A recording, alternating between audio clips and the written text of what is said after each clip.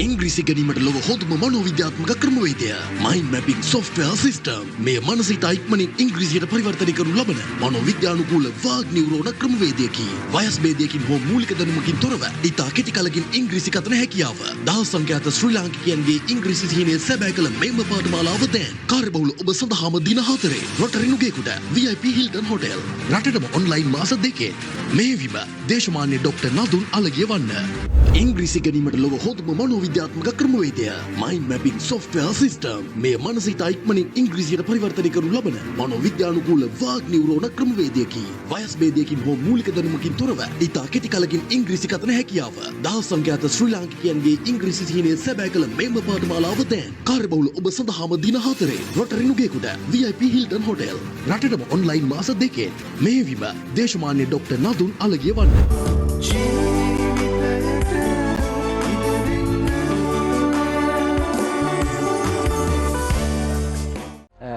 ඇත්තටම භාෂාවක් කියන එක ගත්තහම භාෂාව කියන එක මනස තුළම නිර්මාණය වෙන දෙයක්. අපි පුංචිම දරුවෙක් ළඟට ගත්තොත් කුඩා දරුවෙක් අවුරුදු 3ක් වෙනකොට අනිවාර්යයෙන්ම එයාගේ මව් භාෂාව කුමක් වුණත් එයා ඉගෙන ගන්නවානේ. එතකොට ඒ සඳහා සබාදහමින් එයාට දුන්නු දායාදයක් තියෙනවා. එතකොට ඒ ක්‍රමවේදය එයාගේ මනස තුළ නිර්මාණය වුණු ක්‍රමවේදයක්. මෙන්න මේ ක්‍රමවේදය අපි තවත් භාෂාවක් ඉගෙන ගන්න පාවිච්චි කරනවා නම් ඒක මනෝවිද්‍යාත්මක ක්‍රමවේදයක්. ඉතින් ඇත්තටම මෙතනදී මම උපයෝගී කරගත්තා කුඩා දරුවෙක් තමන්ගේ මව් භාෂාව ඉගෙන ගන්න මොනවද පාවිච්චි කරපු මනෝවිද්‍යාත්මක ක්‍රමවේද ටික.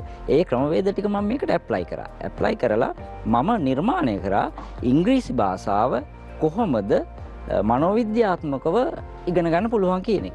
ඉතින් ඒ ක්‍රමවේදය මම රටට බෙදලා දෙන්න සූදානම් කරපු ක්‍රමයක් තමයි නීට් ජාත්‍යන්තර පාසල් ජාලය සහ ඊට අමතරව මම පෞද්ගලිකව ඔන්ලයින් මගින් සහ විශේෂයෙන්ම වැඩිහිටියන් සහ මුළු ලංකාවෙම පාසල් දරුවන් සඳහා ඔන්ලයින් මගින්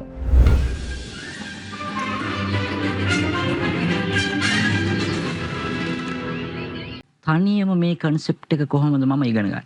දරුවෙක් අවුරුදු 3ක් යනකොට එයාගේ මව් භාෂාව කතා කරන්න ඉගෙන ගන්නවානේ. ඉංග්‍රීසි වේවා සිංහල වේවා දෙමළ වේවා. ඒක එහෙමනම් ඕන වැඩිහිටියෙකුට ඒ ක්‍රමවේද පාවිච්චි කරලා ඉගෙන ගන්න පුළුවන්. බය වෙන්න දෙයක් නැහැ. ඒක මම කරලා තියෙනවා අවුරුදු 20ක් පුරාවට කරලා තියෙනවා ලංකාවේ. ඉතින් මට අවශ්‍ය වෙලා තියෙනවා ලංකාවේ ප්‍රශ්නයක් තියෙනවා. ඉංග්‍රීසි අමාරු කියලා. අවුරුදු 13ක් ඉංග්‍රීසි ඉගෙනගෙන ළමයි ඉස්කෝලේ විශ්වවිද්‍යාලයට ගිහිල්ලා අද වෙනකොට ඉංග්‍රීසි බැරි නිසා සියදිවි නසා ගන්න සිසුන් ඉන්නවා. මේක ලොකු ප්‍රශ්නයක් අපේ රටේ. එතකොට උසස් අධ්‍යාපනය යොමු වෙන්න බෑ. ජාත්‍යන්තරව අපිට ඩොලර් ලංකාවට ගේන්න බෑ ඉංග්‍රීසි ප්‍රශ්න නිසා. මගේ ළඟට එන උසස් රාජ්‍ය සේවකයෝ බොහොමයක්. ඒගොල්ලන්ට ඉංග්‍රීසි පුළුවන් මගේ පාඨමාලා ඉවරලා අඬනවා. සර් අපිට මේ ක්‍රමවේද මීට අවුරුදු 10කට 15කට කලින් තිබ්බනම් අද මම මෙතන නෙමෙයි ඉන්නේ කියලා. එන රටේ ප්‍රශ්නයක් තියෙනවා. ඒ ප්‍රශ්නෙට විසඳුම මම මේ ගේන්නේ.